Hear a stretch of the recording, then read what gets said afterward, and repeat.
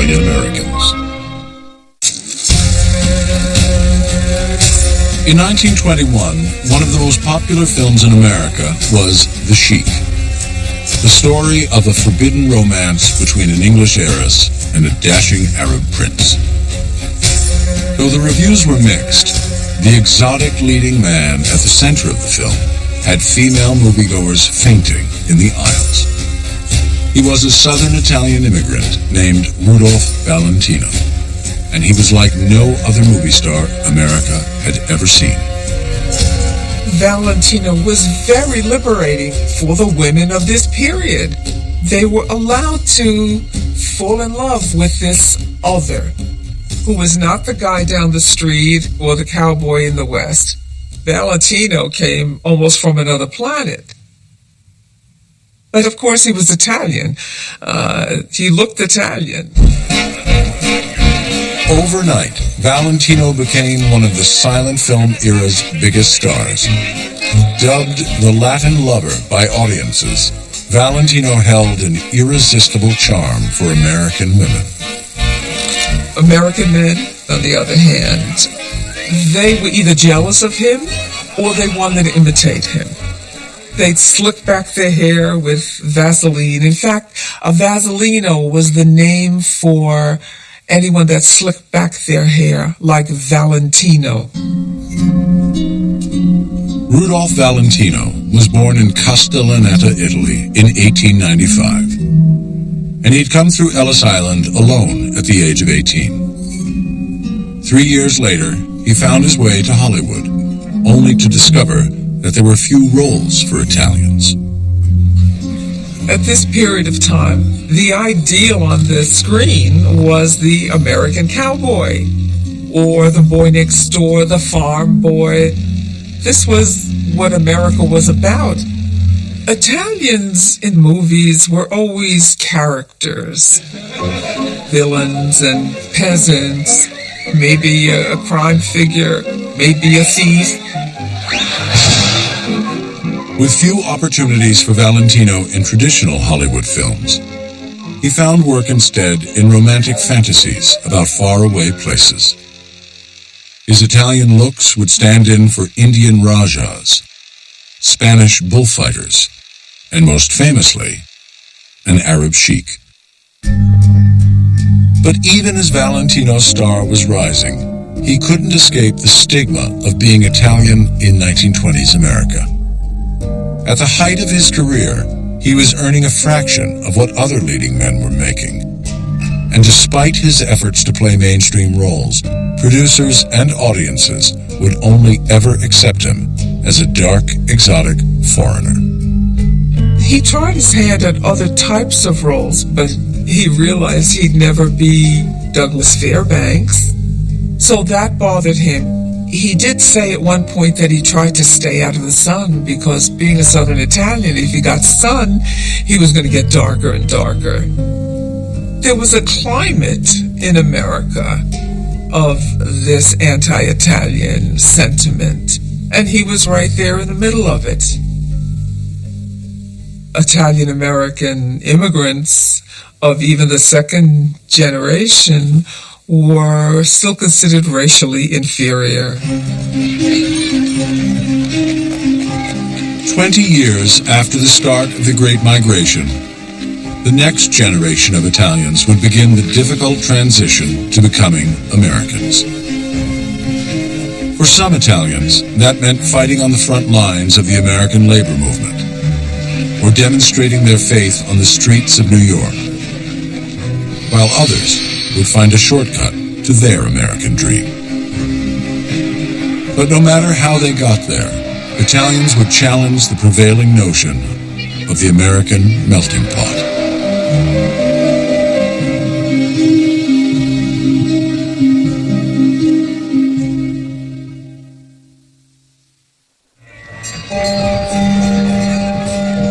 Despite the hardships of the earliest immigrants, Italian families, most of them from the impoverished southern provinces, continued to pour into America at record numbers. In the first decades of the 20th century, nearly 1/3 of all Italians chose to migrate to America. Increasingly, though, Southern Italians were being singled out at Ellis Island, marked as an inferior class of immigrant. After 1900, the United States requires the race of every immigrant. When you go to Ellis Island, the guy in the book writes down either Northern Italian, and that was seen as superior, or Southern Italian, and that was seen as inferior. They had a series of blanks that they had to fill in. And one was for race, one was for color, one was for complexion, one was for nationality. And so someone coming from a place like Sicily, they would often have under complexion dark, but their color was white, their nationality was Italian, and their race was Southern Italian, or South Italian. The fact that their race was South Italian meant immense disadvantage for them. The Northern Italian race, they're modern and intelligent, but the Southern Italians are a completely different people. They were thought to be superstitious, ignorant, the antithesis of modern. That was part of the Italian-American experience.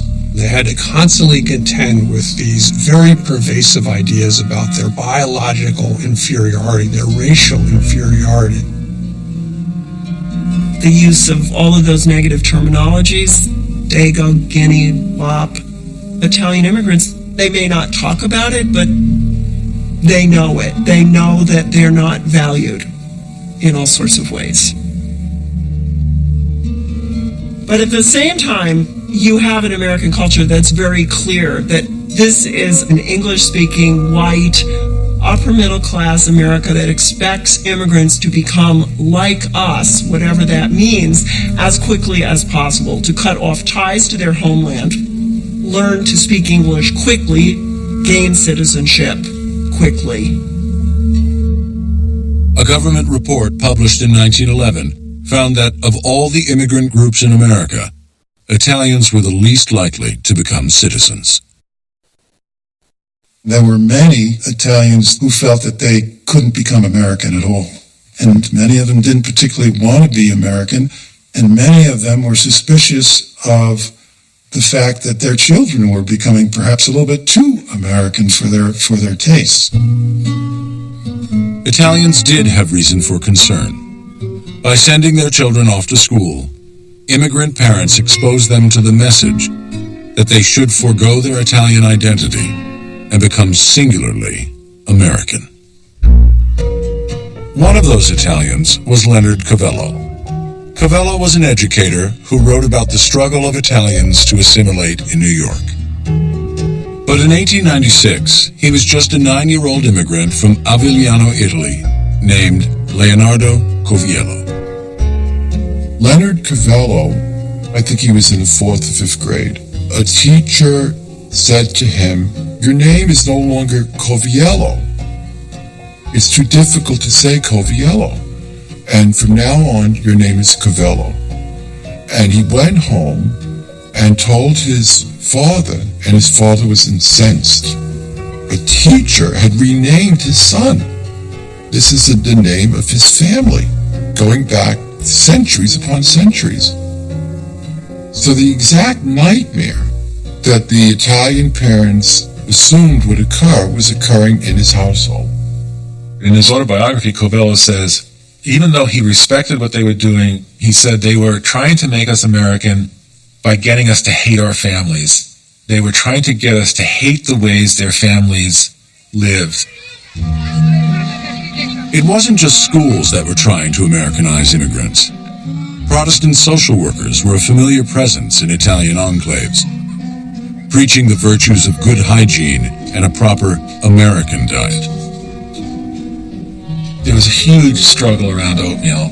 For breakfast, you were supposed to eat oatmeal, and that was the healthy breakfast. And Italians viewed oatmeal as pig food. Covello collected a story in the 1920s of an Italian father just exploding, saying, "Look at this, we come to America, we think we're going to make it here in America, and they're giving us the food of animals to eat." This is pig food. This animal food. What are they doing to us in America? They take they remove the vowel from your name. They send you home with pig food to eat. What is this? No, no, no, and no. They wanted Italians to open their windows because Italians tended to keep their windows shut tight because they were afraid of drafts on their babies. So these home visitors would come in and just throw the windows open, which was just an outrage to Italians. They tried to get them to stop swaddling their babies. They wanted the babies' limbs to be open and free. So the very intimate levels of change that they were trying to affect.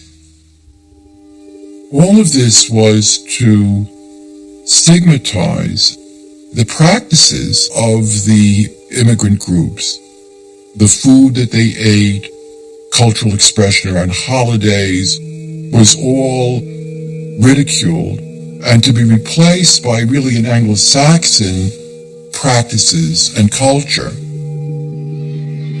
City agencies designed to deal with a rash of children orphaned by destitute immigrants aggressively pushed their own agenda to pump out newly minted Americans. My mother was born in Brooklyn on Rockaway Avenue. Her mother died when she was 4. So my mother was then taken away to St. Joseph's Orphanage. And she lived there for 6 years, and she was forbidden to speak any Sicilian by Irish nuns. She was hit if she spoke Sicilian. And she had red hair. So eventually she told her father, "Don't talk to me. When her father would come visit her, don't talk to me in that language anymore." Really, they were caught in a loyalty conflict. If they assumed the values of the schools, they were going to be disloyal to their parents and their community. On the other hand, if they did not assume the values of the school, they were not going to be able to advance in an American way. When I was a kid, I would take my lunch to school, but my lunch was different from the other kids. They all had white bread, ham sandwiches, and we didn't eat white bread at our house. It was always Italian bread. So the food already, you almost were embarrassed and wished you could devour what you ate covertly, if you wish you could sneak off somewhere and have your lunch by yourself. And so I always wished that I was more like these freckle-faced kids. They were the true Americans. People like me were the latecomers. It really made you feel very much conflict with who I was and who my parents were. And so you know the difficulty in becoming an American. It isn't a sudden process. You get over it, but you don't ever quite get over it. You carry it with you. And that's the great, not so great aspect of being, or trying to be an assimilated American.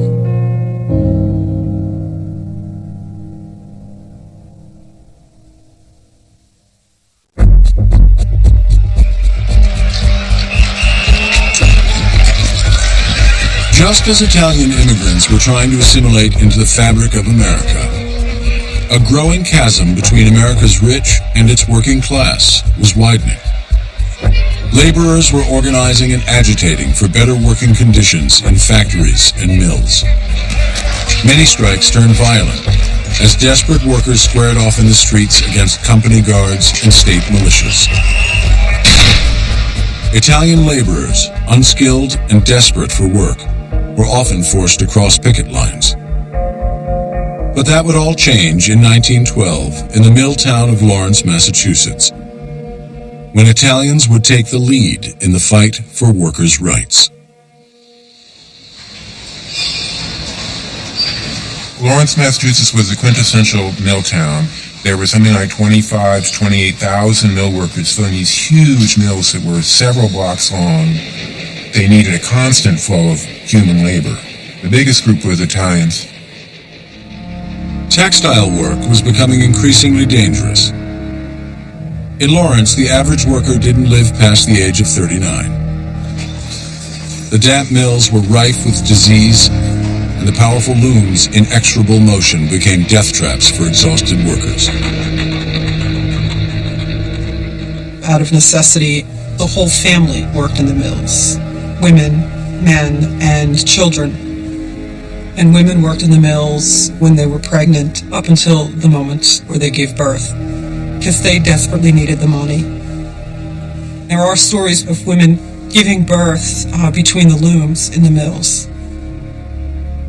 They were truly places of utter despair. It was one of the major reasons that people were so itchy to change their lives. There was legislation passed which reduced the number of hours that they could work in the textile mills. The response of the owners, the American woolen industry, was a cut in pay. They were not going to accept the fact that the workers could work less for the same amount of money. Friday, January 12, 1912, started out as a typical day in Lawrence, as thousands of immigrant workers streamed into the mills of the American Woolen Company. But just a few hours into the workday, their paychecks were handed out, revealing a cut in pay. They were ready. They had knives to cut through the belts and the ribbons and the cloth. Then they marched through the halls of the mills and yelled, "Short pay, all out," and that was what began the strike. A riot call sounded, and police marched into the streets to find the indignant crowds shouting, "Strike." By the following week, 15,000 strikers formed picket lines that ringed the massive mill buildings. State militia with bayonets drawn stood at the ready. At the front of the picket lines were the Italians. Of course, there were many nationalities that did follow on strike, but it was really started by the Italians, who were the most active. They had organized all week before the actual day, because in the past, Italians in Lawrence had been strikebreakers. They were the last ones to arrive in Lawrence, the last group. And that meant they were on the bottom rung, and if there was a strike, often they were the ones who were forced by their economic situation to cross picket lines and be scabs. But all that week, there were some people who said, let's not do that this time. Let's stay out. They really were so indignant about the cut in wages that they thought, we'll starve fighting before we'll starve working for people who are exploiting us. They came to this country for the promise of a better life, and they were going to get a better life, and they're not going to sit here and take the abuse that was heaped upon them. As the crowds filled the streets, strikers held high two flags, one Italian, the other American. No matter how much they held their heritage inside their hearts, I think it says that we honor our heritage, but we are Americans now. The Italian strikers in Lawrence called for support from the International Workers of the World, a labor union that embraced the rights of all immigrant workers. One of the rising stars of this radical movement was the charismatic Italian poet named Arturo Giovannitti, who arrived in Lawrence a week after the strike began. My grandfather was a mesmerizing public speaker. His own personal belief was in trying to make people understand the really big picture as he saw it, and I think that allowed him to really soar to serious heights as a speaker and really invoke grand themes and grand imagery. After 2 weeks of violent clashes with police and state militia, strikers were growing weary. Then, just days after his arrival, Giovannitti mounted a stage to deliver an impassioned speech he called the Sermon on the Common. Blessed are they that mourn their martyred dead, for they shall avenge them upon their murderers and be comforted. Blessed are the rebels, for they shall recover the earth. Blessed are they which do hunger and thirst after equality, for they shall eat the fruit of their labor. Blessed are the strong, for they shall not taste the bitterness of pity. Blessed are the sincere in heart, for they shall see truth. And blessed are they that do battle against wrong, for they shall be called the children of liberty. Giovannity's speech rallied the exhausted workers and stiffened their resolve to stay on strike. The leader of the strike, Arturo Giovannitti, is an Italian. And here's this guy telling you, stick together, workers unite, one for all for one. And he's your fellow countryman. It isn't an English-speaking American, it isn't an Irishman, it's somebody who you can trust, who's telling you, you can do this. And then you look and there's someone who's not from your country and doesn't speak your language, but he clearly feels the same way that you do. And I think it was just a moment of intense solidarity. Everyone who participated in it really talks about it as a kind of magical moment where the possibilities for the working class uniting and really changing conditions seemed very real. But just days after Giovannitti's speech, mill owners struck back. After an Italian worker named Anna Lopizzo was killed by a stray bullet, Giovannitti and IWW leader Joe Ettore were promptly arrested and charged with her murder. Obviously, it was a complete fabrication. They were miles away and had nothing to do with it. But, the police in Lawrence were obviously beholden to the mill owners, so they were arrested and thrown in jail. My grandfather then was accessory to murder. News of Giovannitti and Joe Ettore's false arrest only bolstered public support for the workers. Emboldened, the Lawrence strikers employed a technique they brought with them from Italy. In Italy, in previous strikes, they would send their children out of town to sympathetic families. On February 10th, a month into the strike, when conditions were really low and really bad, about 200 mothers and children gathered at the train station on a Saturday morning. And they put their children on the trains, and their handkerchiefs waving and tears, and they came into Grand Central Station to a huge tumult. The children were quite hungry, quite malnourished. When they sent them to New York City, they were greeted by thousands of people in Grand Central Station, and people swept them up and carried them on their shoulders with tears in their eyes. They wept when they saw these children. They had threadbare clothes, they were frightened, but they were beautiful, and they really symbolized really what this struggle was all about. It was about a better life for these children, for what would be the future of America. So it generates a lot of really bad publicity for the mill owners, and it inspires a wave of indignation among prominent Americans. Horrified by reports of the children's exodus, President Taft himself ordered an immediate investigation. A week later, Congress held hearings and took testimony from the strikers. They heard from fathers robbed of their dignity because they could barely provide for their families.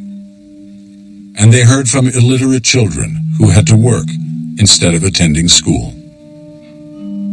Children talk about 13-hour days in the mills and, losing fingers and not being able to go to school. And it floors people. And they just can't believe that these are the conditions that people are working in the United States.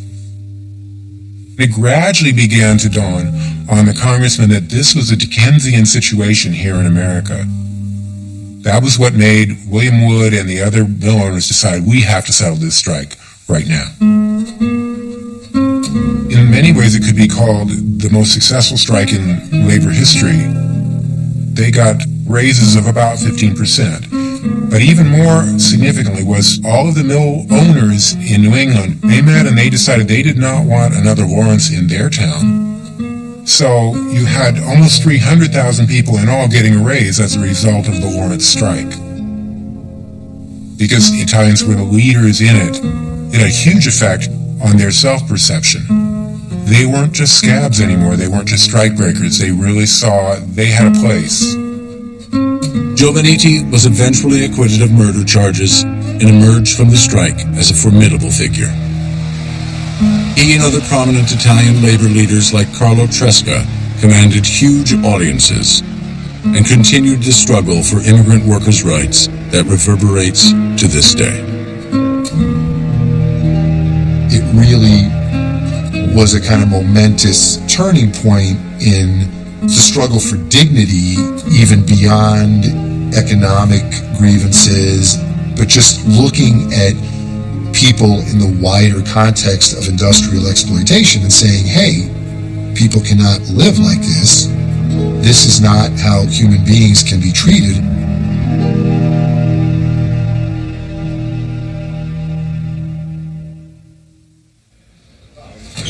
Get the head.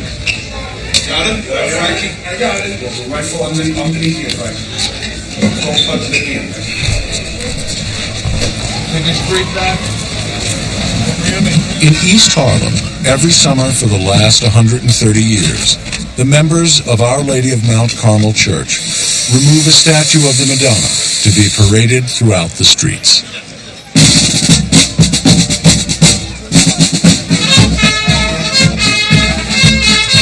The most important person in an Italian family is your mother. Everything is centered around the mother. She runs the house. And the Italians look at the Madonna as a mother figure. That's where a lot of the devotion comes from also. She's the mother of everybody. She's the mother of God.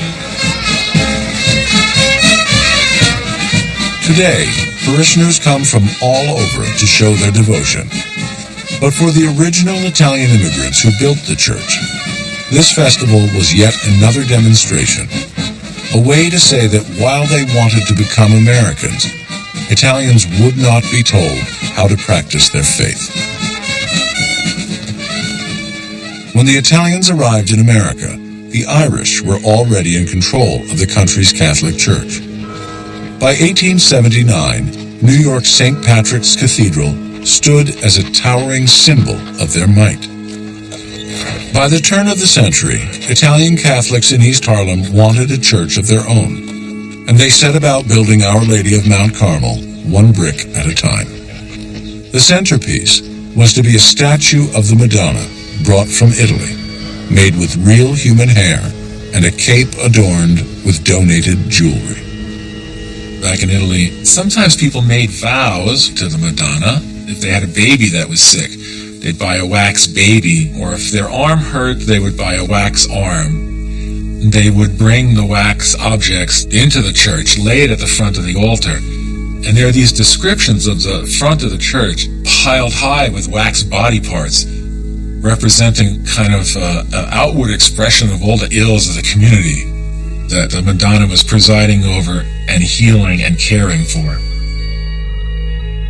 But to the Irish-run archdiocese in America, Italians' slavish devotion to statues and their shrines to patron saints seemed exotic, even paganistic.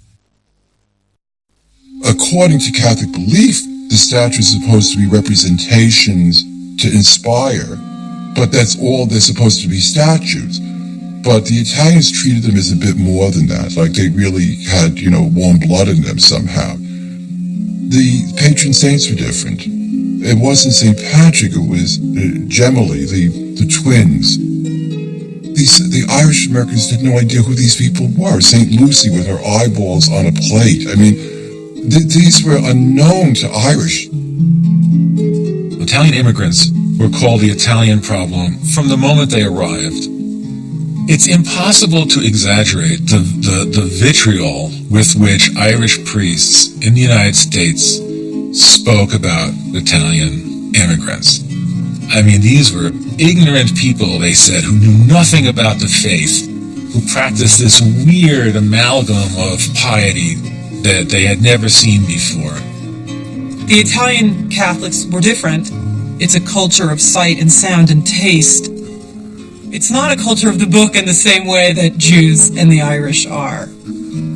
Those kinds of rituals, the very aesthetic rituals, and experiencing the world through the senses, those are important in a community for which literacy rates are not very high. This kind of faith was really important to them in ways that it wasn't save to the Irish who preceded them. In response to the Italian problem, Irish clergy often forbade Italian Catholics from worshiping at the main altars of churches. And in Harlem, the Madonna of Mount Carmel was to be displayed in the basement. When the church was built, Italians were sent to the basement to worship, and this was common across the United States.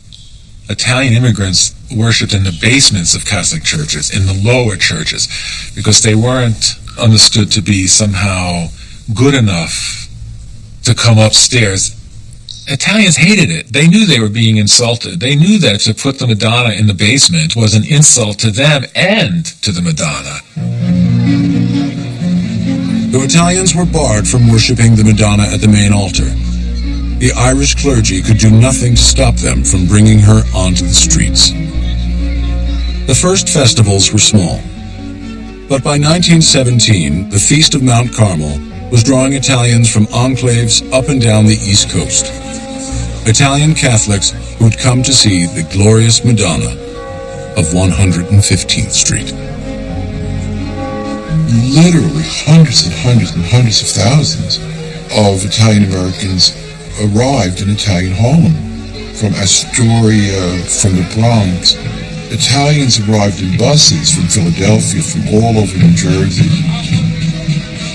One of the things that drove Irish American Catholics crazy about this festa was the mingling of the sacred and the profane. So here you have this festa in honor of the Virgin Mary, and they're selling food on the streets. There were rides. There's gambling going on. It was that atmosphere of carnival. I mean, this was a spectacle, a huge and embarrassing spectacle for the American church. But for Italians, these festivals were more than a religious tradition. They were an affirmation of their culture. If you're denied indoor space, you take outdoor space. That's always what disenfranchised people do. They take the streets. They force people to recognize them. They display their power in bodily form, and for those few hours, they own the streets. You can't walk past. You can't even come near without being accosted with the sounds of what they're doing, and then let alone the sights and the smells. These feasts were an expression of community solidarity. In numbers is kind of power. So it was a type of like a demonstration in a way of taking over the streets and saying that this was ours. This is our community. These are our streets. It wouldn't be until the 1920s when the Madonna of 115th Street would be brought up to the main altar. By then, Italian feast days were celebrated annually in cities across the country.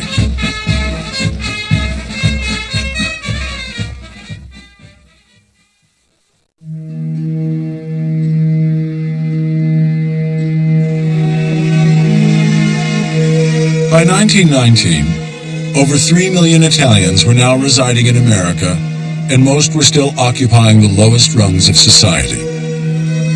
Many Italians remained steadfast in their desire for social change, and some were drawn to the far left, embracing the political philosophy of anarchy. Since the beginning of the Great Migration, a small but active Italian anarchist movement had flourished in the United States. I think the appeal of anarchism for an Italian American especially would be that if you came from Italy, you came from a country that had a king, it had very few notions of representative government whatsoever, and then you came to America of the people, by the people, for the people. This was the ideal that you came for, and yet you saw that that was not really working for your people. You might dream that someday perhaps people wouldn't need a government. People would watch out for each other in a very altruistic and noble way. Popular anarchist leaders that were folk heroes in Italy regularly toured America's Italian enclaves. These evangelists delivered impassioned speeches and founded radical newspapers. There were Italian anarchist picnics. There were plays, Italian anarchist plays. There were Italian anarchist songs that people would sing. They were very active, and they're a very interesting group of people. And so it was such a sustaining culture for them, for that small group of Italians.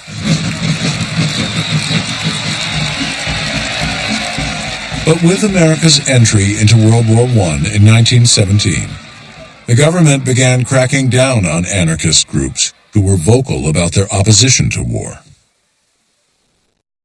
The United States declares war April 6, 1917.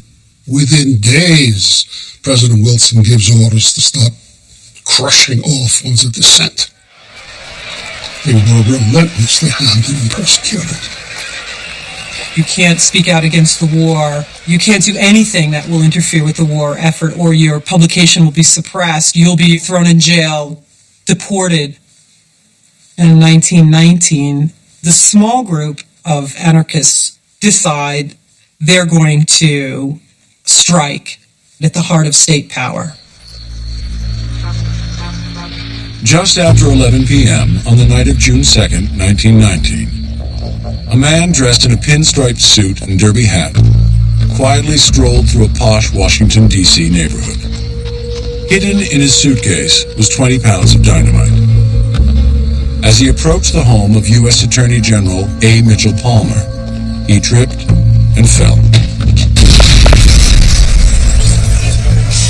A deafening explosion shook the entire street, shattering windows and throwing sleeping residents from their beds. The anarchist who's going to blow up Palmer's house trips and falls and is blown literally to smithereens. Pieces of him were all over the neighborhood. Among the pieces that were found was a scalp, an entire human scalp found on a rooftop. And they took it to an expert in these things, and the man said that based on the dark, wavy hair of the scalp, it must have been an Italian. That same night, bombs exploded in cities across the country in a carefully coordinated attack. The targets were prominent business leaders, politicians, and judges, men who had aggressively suppressed radical Italian labor groups and anarchists.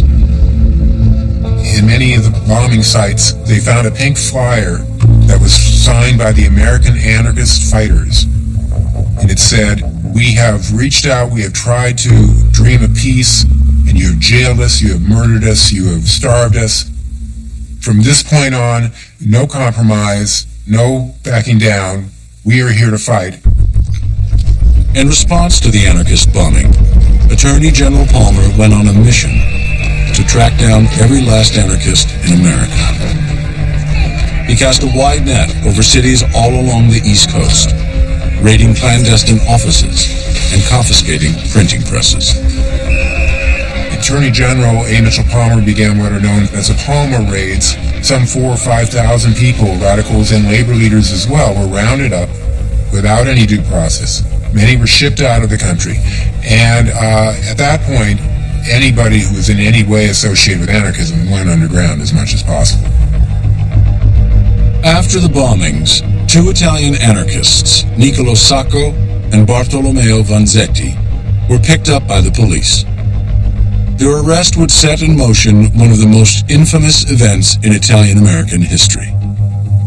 Sacco and Vanzetti were out on a dark night gathering anarchist literature from the homes of their friends. There was all sorts of fear among the anarchists that another raid was coming. But Sacco and Vanzetti were being detained for a robbery and murder of two men that had taken place weeks earlier. Based on a tip, police believed the crime was the work of a gang of Italians.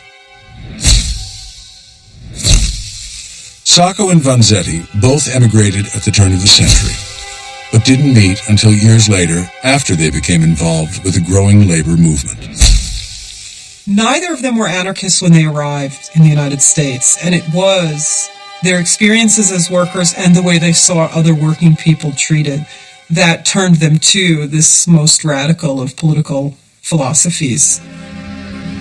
Vanzetti came to America in 1908 with much of the dream of America being a place of prosperity and freedom, and of course he was appalled by what he saw. He began to live on the street, and he began to do just simply the worst, harshest kind of labor. Vanzetti would later write, "I arrived in America. I underwent all the sufferings, the disillusions, and privations.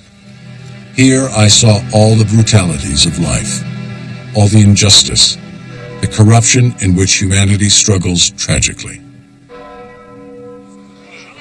Now indicted for first-degree murder, Sacco and Vanzetti stood trial in the summer of 1921. From the start, it was clear that the case was really about anarchy and about being Italian. Judge Webster Thayer, he was fanatically opposed to radicals, hated them with a passion. I mean, it's not just a question of a conservative judge. I mean, there's a visceral hatred on his part for this kind of people. And of course, the fact they're Italian just makes it all the worse. A man who was eventually on the jury, who was quoted as saying they ought to take every one of those damn Italians and hang them by their sensitive parts. The other thing that really hurt Sacco and Vanzetti was during the trial, they were marched out of the jail every day, completely surrounded by police. They were marched through the streets, marched into the courtroom, and seated in a cage. So they looked to the jury like very dangerous men. So you've got a combination of the innate hostility towards Italians, because these are the kind of people who commit these crimes, right? And thereafter, it's this kind of a setup. In April of 1927, after a series of lengthy appeals, Sacco and Vanzetti were sentenced to death. To millions of workers, the verdict was symbolic of a greater injustice played out every day in the factories and mills of a newly industrialized world. Rallies and protesters filled the streets. When they were finally sentenced in 1927, then it became the largest cause célèbre really that the world had ever seen. And all of that summer of 1927, there were strikes, there were protests, there were rallies for Sacco and Vanzetti in every major capital around the world. They became celebrities at a time where celebrity culture was really beginning to take off. They blasted their pictures all over the place. But if you were an Italian, they were symbolic of ethnic prejudice. It's symbolized from the point of view of not just radicals, in some cases conservative people. They were outraged by the trial proceedings. This was just, a farce. At their final sentencing, Vanzetti delivered an impromptu statement.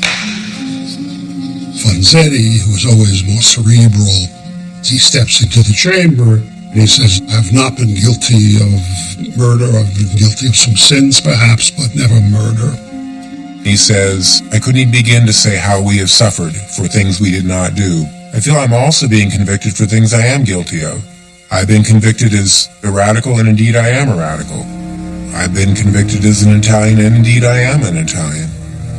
And then he says, "But I'm so convinced of being right that if I could be executed 2 times and be reborn 2 times, I would still live to do what I've done." There were tears in the audience. People were just stunned by what he said. On August 23, 1927, Sacco first, then Vanzetti, were electrocuted. Their names and their likenesses are forever linked in history. Hundreds of thousands of people came out for the funeral procession as their bodies were paraded through the streets of Boston. To many, they were martyrs. But to millions of Italians, they saw in Sacco and Vanzetti a disturbing parable.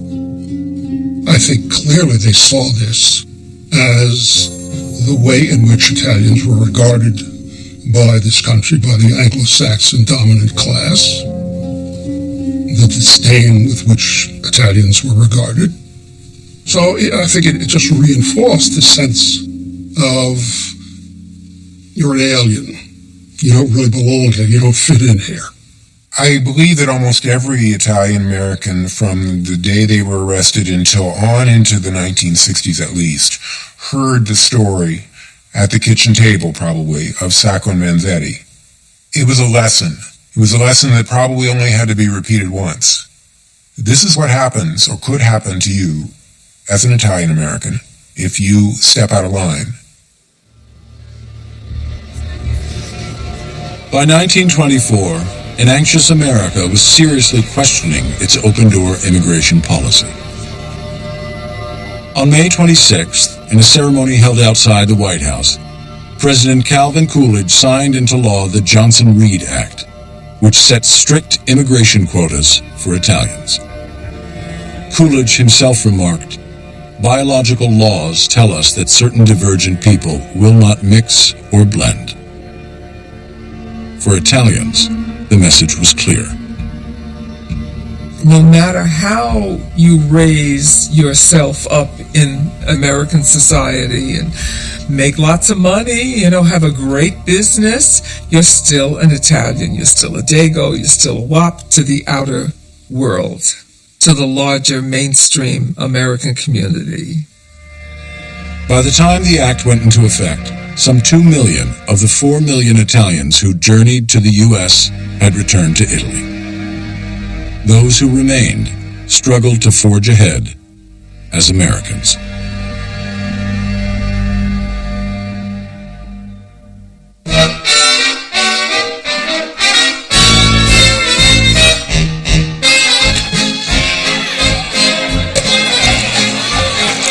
In the midst of the hysteria over Italian radicals, Congress continued to enact laws to control its immigrants.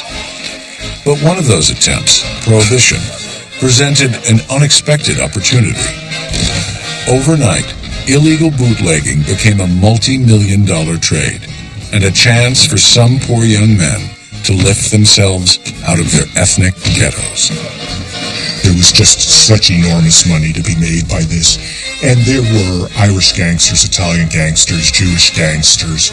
It was not predominantly Italian. You had people of all ethnicities.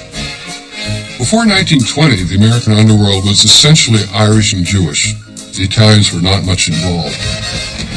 Through Prohibition, two big criminals realized instead of worrying about dollars, they could make thousands, if not close to millions.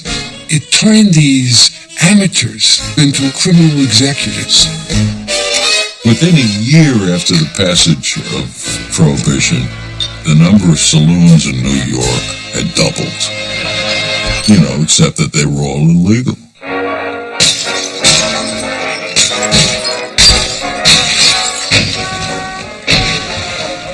Prohibition was imposed essentially by white Protestants. They were worried about the drinking habits of various non-WASP populations.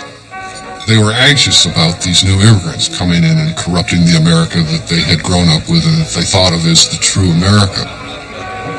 The irony here is that fantasy of an alien conspiracy becomes a real alien conspiracy because Prohibition creates organized crime. Organized crime has always been part of the immigrant experience. That's been one of the ways upward.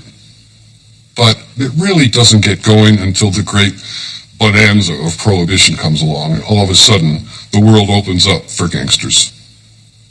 A gangster, Joe Bonanno, said it was such fun being a bootlegger in the 1920s. He's just an immigrant from Sicily, and all of a sudden he's got money and fancy cars, fast women, and nightclubs. During Prohibition, immigrant boys caught their first glimpse of how the other half lived, while their own fathers struggled to make ends meet. One of them was the notorious gangster Frank Costello. Born in Calabria as Francesco Castiglia, he was 9 years old when his parents emigrated to East Harlem. Frank Costello grows up on the streets. Little Frank always wanted more for himself. He told stories about growing up poor in Italian Harlem. He came here as a young boy, and in the squalor and dirt and poverty of Italian Harlem, he looked around and didn't want this, and he was furious at his father for not trying harder, for accepting that situation. So he's one of those guys who they're aware of what is out there beyond their little Italian neighborhood, the promise of American life, and they want it, and they don't see any way they can get it the way their father lives, the job their father works. Well, Costello, he's out of school early and into crime early. Costello and other young criminals like Lucky Luciano, Al Capone, Bugsy Siegel, and Meyer Lansky flocked to Arnold Rothstein, the Jewish gangster who lorded over New York's crime world. They're all young punks, roistering around. They're all educated by Arnold Rothstein. Arnold Rothstein is the big man in the rackets, and he takes these young guys under his wing and shows them how to do things, educates them in the rackets and in gambling and in bootlegging. You could produce a barrel of beer for $5 and sell it for $100. You could import a case of liquor, maybe for $50, and you could sell it for over $1,000. Who wouldn't want to be in this business? Costello was a quick study and was soon moving hundreds of thousands of dollars of illegal liquor each week. Prohibition allowed Frank Costello to rise from the streets of Harlem to become one of the era's biggest mobsters. He had an apartment overlooking Central Park, handmade suits, and rubbed elbows with politicians and business leaders. He was living a life his father could only dream of. The key to his rise is that he's more ecumenical than most Italian gangsters. In fact, in the 1920s, the cops that tailed him only saw him with Irish gangsters and Jewish gangsters. An Italian Catholic, he marries a Jewish woman in a Protestant church. He always seems to be aware of a wider world. Costello always seems to be looking outward and trying to understand the world and make more of himself. But in 1933, America's experiment with Prohibition ended. As many Jewish and Irish gangsters faded away from crime and made their way into legitimate professions, Costello and his cohorts organized themselves into the modern mob. Prohibition was on the way out. It was going to be abolished. And Frank Costello decided then the only way for the Italian-American gang, certainly, to continue to make millions was to become diversified conglomerates. Labor racketeering, taking over construction unions, taking over entire industries, like the garment center. So in a sense, what they did was they became a mirror of American capitalism. It was hard to become a banker or lawyer or succeeding in legitimate business. This waspish system in America made it difficult and was biased against Italian Americans. So in a sense, they could justify it by saying this was our only avenue for success and prosperity and for power. Costello and his cronies found a shortcut to success. But their exploits made sensational headlines that cast a shadow over ordinary Italians, still struggling to find a foothold in America. Yes, Italians have been criminal, and they've been subversives and revolutionaries. This is part of history. But unfortunately, I think there's a tendency to see Italians too much in these radical terms. The idea that these people have, a bomb in one hand and a dagger in the other, it's just nonsense. In reality, in the 1920s, they are solidly working class. But the Italians are on the bottom, barely considered white. In so many instances, people who were professionals found their careers thwarted by the very fact that they're Italian. In the 1920s, they felt, hey, here we are, we're trying to be good Americans and advance, and we're getting nowhere. In the coming decades, the majority of Italians found mainstream success and were able to pull themselves out of their enclaves. In the 1940s, World War II gave Italians the opportunity to prove their loyalty to America. But it would take generations for Italians to overcome the stigma of their earliest American experience.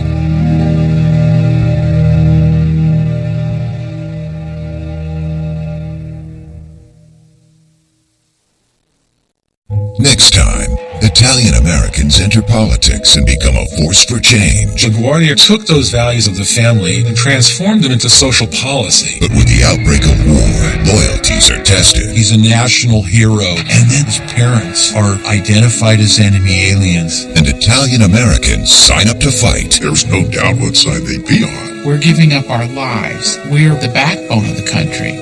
On the next Italian Americans.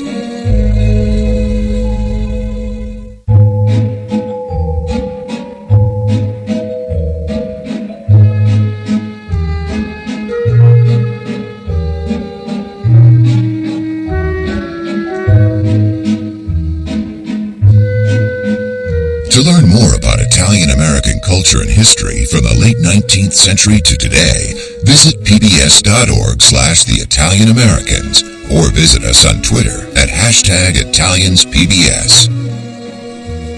The Italian Americans is available on DVD. A companion book is also available. To order, visit shoppbs.org or call 1-800-PLAY-PBS. Also available for download on iTunes.